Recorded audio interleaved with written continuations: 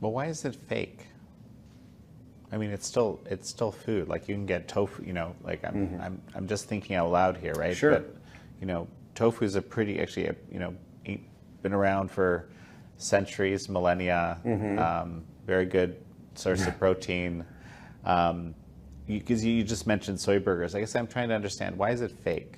Because we've genetically modified everything. Before 1971, we weren't genetically modifying everything. And we talk about tofu, soy. Well, let's talk about Japan. Yeah, they've basically been consuming soy for thousands of years. I guarantee you their soy in Japan is not even comparable to the soy in the United States of America. And the type of soy that we've introduced, the fake commodity that is making hundreds of millions of dollars for the industrial food complex, for those that actually genetically modify that seed and do basically process that seed into a fake commodity, you can't compare. So we're comparing apples to oranges. And I think that's where we have to bring that perspective back a bit and say, okay, I've been to Japan, you've been to Japan, I think. I've been to Asia. So, you know, if we're going to compare that soy to the soy that we're consuming and we're giving our children right now, it's not a fair comparison. So the comparison is in terms of nutrition, I guess. Sure, that's what you're talking 100%. about? Right. Yeah. You have to eat 5 apples now comparative to whenever I was a child and you only had to eat 1 of those apples. Why did that happen? Well, it's because we started genetically modifying. We started introducing a mass amount of chemicals into our consumption models. As we've done that, as we've industrialized our food, as we've homogenized our food, commoditized our food, the nutritional value of that wholesome apple is decreasing. And at the same time, our health is decreasing. At the same time, our dollar is debasing. So you look at that, there is a correlation. And you know, I think we'll see this more and more. We're in hyperinflation right now. Food is extremely expensive right now, but they don't put it as part of inflation, right? They don't put it part of the inflation model. Why is that? And so, you know, they were able to subsidize and commoditize food in a way that made it very cheap for them to manufacture. And so as they made the food cheaper, well, they made our nutritional value cheaper as well, as far as the individual person that is consuming that. Now I think I understand what you've mentioned, the term food intelligence a number of times. So food intelligence, I think you're saying, is understanding what it is you're eating, how to find the things that actually have the nutrition that are perhaps more traditional. Am I getting that right? You bet, 100%. There's something that you make me think of when talking about, you know, having the producer and the consumer both within the community, right? That creates a certain kind of accountability, which might be absent in these kind of larger scaled up realities that we face today. It just strikes me that you kind of there has to be more integrity because you have immediate accountability. Yeah. Right? Does that make sense? It really does. And, you know, I was kind of visualizing as you were speaking and reflecting back to, you know, small town Texas and really much the nation throughout, you know, the period of, you know, the last, I don't know, 50, 60 years. You know, we used to walk in, there was a butcher, okay? We don't have butchers anymore. We have people that wear white jackets. And if you go back into a supermarket and you talk to one of the persons, and this is nothing against those people that are working their jobs and providing for themselves and their family, but we don't have that skill set anymore. And you talk about obligation and accountability. Whenever you are part of a community, you have obligation. There is a form of integrity that comes with that obligation. It comes with a form of authenticity. Whenever you have accountability to the person in your community and you want to provide them the best product you can, it does bring a different type of responsibility. It is something that you basically get back to where I have to bring integrity into what I do whenever I am basically producing this for my community. It is an obligation. And I think that, you know, how I was raised, we didn't have to worry about diets. We didn't have to worry about nutrition because the producer, the true producer of that food product took on that accountability. That's who they were. That was their spirit. They loved it, and they had a skill set that we've also lost in this nation. And that's another thing that the Beef Initiative is. It's like, let's get these skill sets back. We want to get back to where we can have that type of accountability. So something that strikes me also, when it comes to working for a large company, right? That large company has all sorts of rules and standards that you have to fulfill for ostensibly to maintain quality, because you wouldn't want to have subpar things in their food system. But it also it feels like that might take away exactly this kind of accountability that you were just describing, where someone is basically proud of the thing they're producing the best they can according to the best of their skills, as opposed to fulfilling this very specific set of rules that's brought down to them, using the same feed, using the same let's say antibiotics potentially, basically just kind of being part of this industrialized system. Let's look at the industrialized size of processing centers right now. Who works in those processing centers? It was a butcher. I grew up with some of my best friends growing up in West Texas. Their fathers they worked in processing centers. They knew how to cut up a cow. They knew how to create every cut of the cow, every cut, just not one cut. Now, if you go into a processing center, basically you're going to have an assembly line that is long and daunting, and you're going to have many carcasses hanging. And that's a lot of the propaganda. That's what a lot of people like to show whenever they're attacking the cow and the beef industry in general. Well, now let's talk about our society and how we've compartmentalized skill sets. Well, in the processing center, you're going to have somebody that knows how to do 1 or 2 or 3 cuts at a time. And that's it. They're not going to know the full, basically, skill and artisanship of how to carve up a cow. And so whenever you compartmentalize and you don't have as much accountability, there's something that it's task driven, and that task is basically all you're truly focused on. That is your purpose, is to complete the task. But that type of skill set that they bring is something that is nothing comparable to what we came from. Once again, the artisanship of processing. I really enjoyed myself at the Cattleman's Feast. And what I found myself doing was going, I was actually sampling, while the barbecue was on. So I was pretty full by the time the feast came along.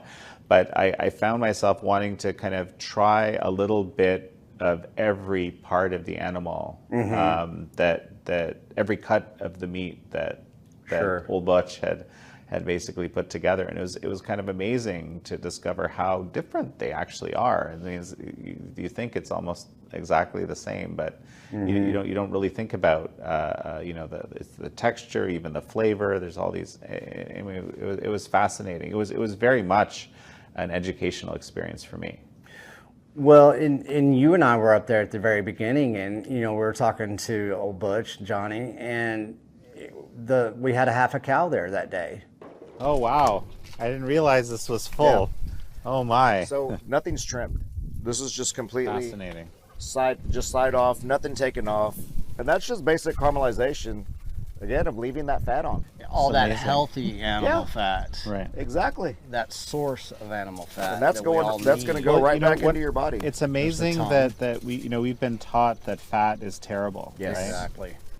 And I can't wait for later. Oh yeah, right. That half a cow was on the table, and we had everything, and he had it in the grill. We had the fire going right next to it.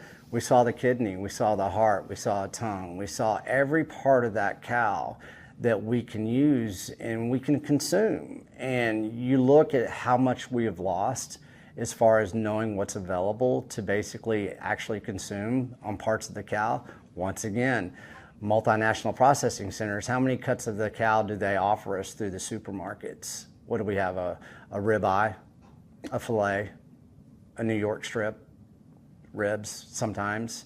Nobody really understands what we've lost when it does come to the guts of the cow. The processing center is going to be kind of the center of the universe for the narrative moving forward and getting them back into the communities. No chemicals used during processing. The fact that I work at a USDA packing plant, and it's a clean one, and we're traceable from enter to exit. It's just really full circle. Like you experienced firsthand, you know, we left all the fat on most of the cow. That's part of the cow that you can actually use to flavor, to cook with, you know, the whole orchestration of the preparation of it. I think we've lost as far as a form of beef intelligence in this nation to get back to understanding the cow and how valuable it is to us and how valuable it is to our communities. How much of the cow that we can actually use to nourish our bodies, to basically bring back to what we used to leverage of the cow, from the hides to leather to everything, from nose to tail. That's what beef intelligence is. You know, a lot of people had heart the other day at the Cattleman's Feast at Ginger Hill Angus. They didn't even know they were eating heart, and they were talking about how good it was. You've talked about the fact that you expect there to be a kind of crisis in the food supply. Explain to me why you think that. We've had a consolidation of industrial corporations when it comes to food, the multinational corporations. 2017, 2018, we had the last major consolidation of chemical and grain companies and with the industrial food complex. They are trying to basically create a one world food group. What they're doing, be it nefarious, be it in a way that they are trying to change what we do consume as humans, it's happening. The marketing behind it is big. I just got back from Australia. I got back from Asia. I spent 2 months overseas. The marketing is coming. You have a lot of things that are happening on the highest level of our food supply chain lines. In the beef industry, there's a lot of manipulation. We had a multinational corporation during COVID gets fined $56 million because of price manipulation. They made over $500 million in profit. What they did is they're able to, I'd say, decrease and increase the food supply in a way that is detrimental to the consumers. It's detrimental to the producers.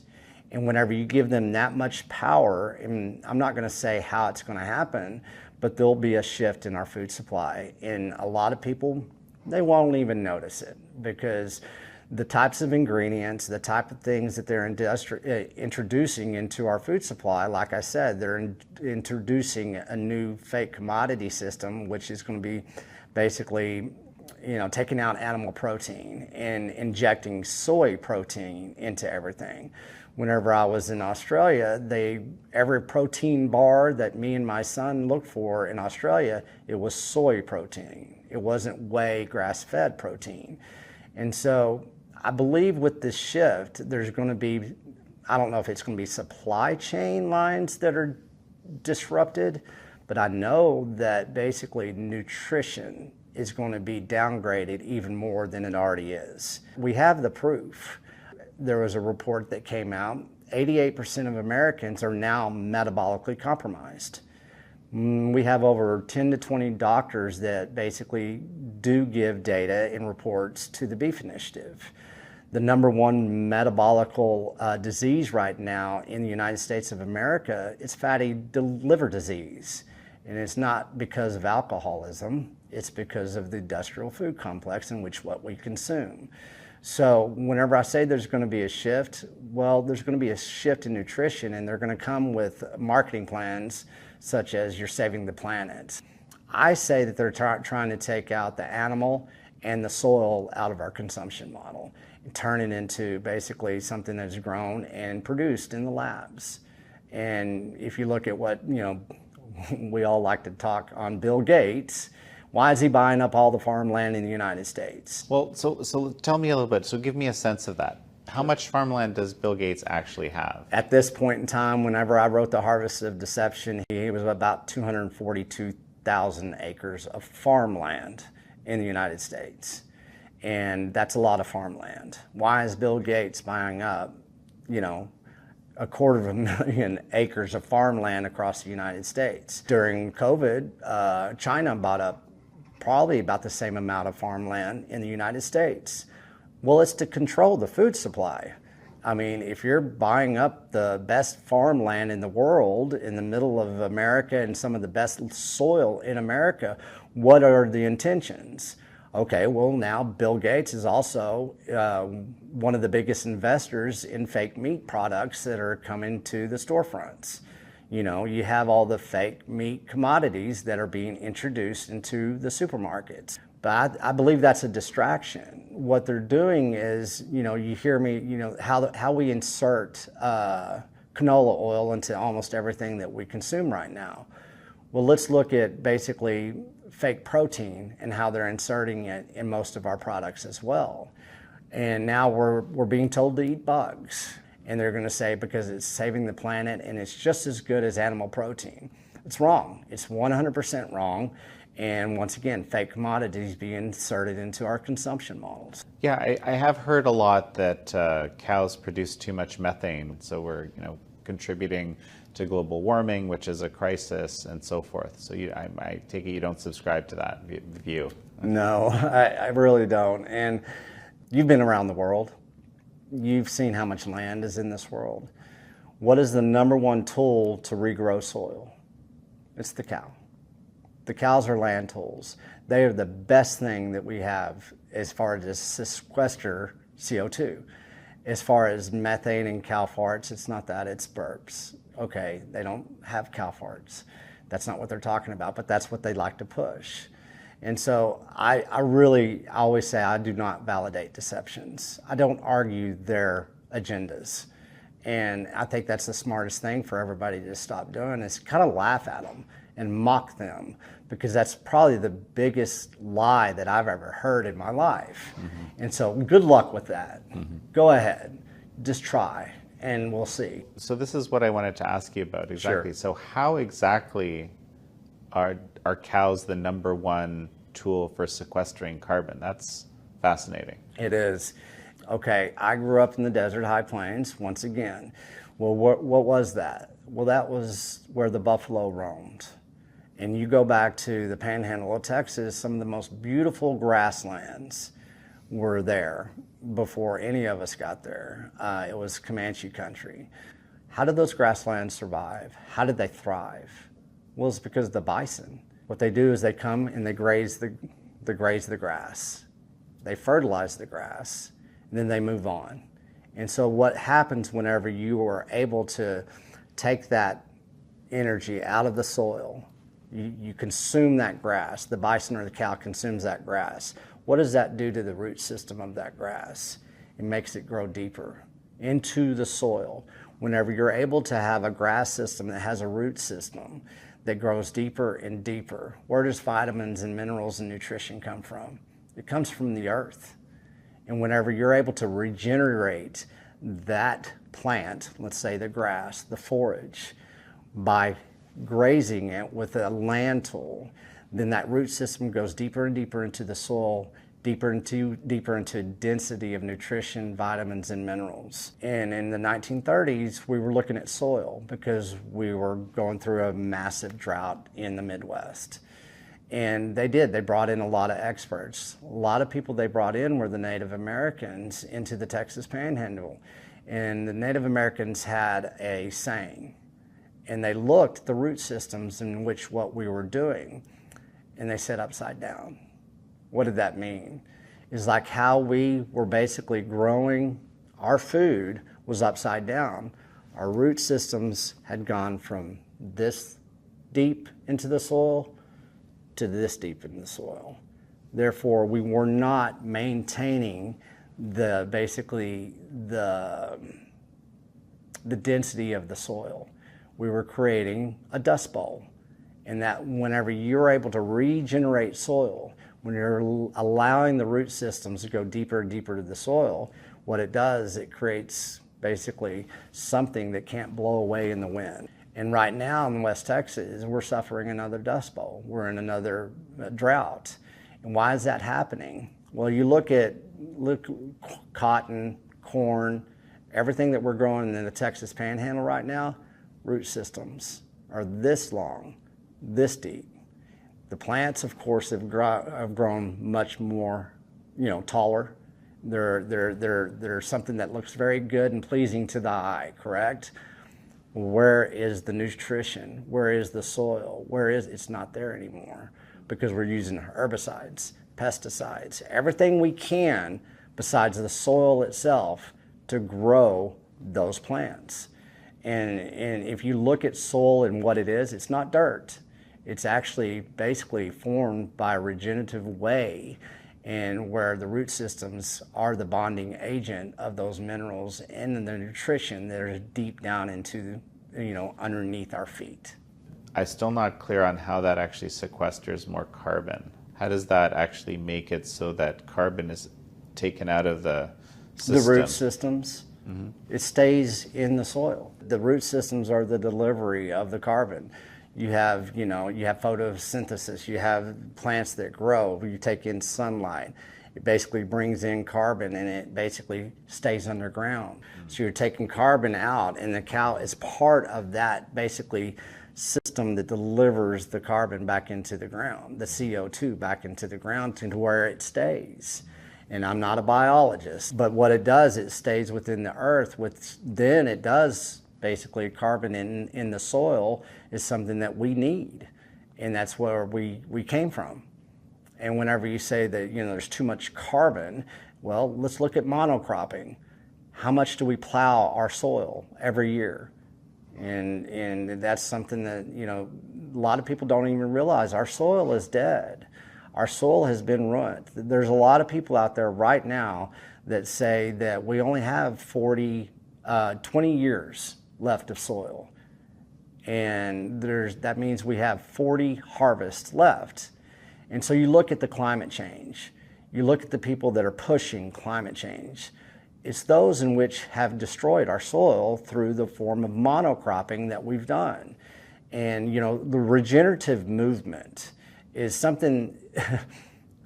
My grandfather didn't know what the word regenerative was. He didn't have to use that word. I just came back from Thailand, in the northern mountains of Thailand. They don't know what the word organic means. They don't know what grass-fed means. They don't know what regeneration means. All they know is the elders' doctrine of knowing where food truly comes from, and they all know that the food comes from deep within the soil.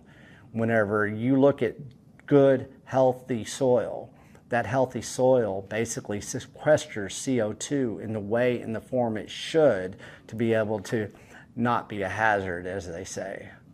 So, as we finish up, there has been a lot of consolidation, as you mentioned earlier. Mm-hmm. The food system is very centralized, yes, as you've described. And, as in, frankly, many other structures in our society, it can be daunting to imagine how would you take this on exactly. Mm-hmm. Right? Mm-hmm. It is daunting. And that's what we have to get back to, is perspective. We need to replicate the successes of each small community. And we have proof of work in the Beef Initiative, from Hometown Meats in Luling, Texas, from Panhandle Meats in the Panhandle, Texas, to one of the best ranchers that I know in Colorado, and he feeds his community. It's Jason Rick of Rick Ranches. He's in Norfolk Valley. We have so many different stories. We have Brooke Miller and his family, in which we attended the Junior Hill Angus Beef Initiative Summit. We have all these wonderful successes that are actually happening everywhere across the United States. I just came back from Australia. We had 9 functions on farms in Australia. Look at what happened to Australia during COVID. Do you think that they're not worried about their freedoms over there? They are. Where are they starting? They're getting back to the farms. They're going out there and they're shaking the farmer's hand. And here in the United States, I'd say, go and shake your rancher's hand. Don't let it be daunting to you. Think about your child. We're saving child's lives here. The children of this nation are starting to have ill health. Why is that when we're the most advanced society that this world has ever seen? And why are we now the most unhealthiest that I've ever seen in my lifetime? And I think a lot of people realize that. We live in the shadows of our consumption model. Let's not allow it to be daunting anymore. Let's empower ourselves. Let's cowboy up, as I say, because it is time. And whenever you do that, you know, I've been doing this between 3 and 4 years. I've had a fascinating life. I've done many things. But I guarantee you the last 3 or 4 years of my life have been the most empowering. And once you lose all of the propaganda, when you eliminate it out of your ears and your eyes, then you will have ears to hear and eyes to see what is important in your life. And from what I understand, you're not actually looking to kind of, you know, fight with these large multinationals or take them over or anything like that. You're just looking at another way. Just another way. I mean, you know, during times of, let's say, mass prohibition, it requires times of mass innovation. There's no way that I'm going to fight the multinational corporations. They're going to do what they're going to do. They serve a purpose in some form or fashion. There's many families, there's many parents that work for multinational corporations. It's ludicrous to think that, you know, somebody like that calls himself Texas Slim that created the beef initiative is going to go up and fight multinational corporations. That's not what we're doing. We have a business model that we like. It's something that circumvents around basically their protocols of producing food. We don't have to participate. I choose not to participate. That's all I'm saying. I'm going to feed my child a different way than you're maybe recommending to me or that you're marketing to me, and I'm going to choose to say no. And you go ahead and do what you're going to go ahead and do, because I know I can't fight you. This isn't a fight. I'm innovating. Pay attention. Maybe you might learn something from us. Well, Texas Slim, it's such a pleasure to have you on the show. Thank you for having me. This has been a pleasure, and it's. I really want to show my gratitude and graciousness. You know, every time that we're able to speak about what we're doing at the Beef Initiative, it's definitely an honor for me. This is nothing that was planned, but it's actually just something that is happening holistically, and it's because of people like you. So I really do appreciate it. Thanks, Jan. Thank you very much. Thank you. Thank you all for joining Texas Slim and me on this episode of American Thought Leaders. I'm your host, Yanya Kellick.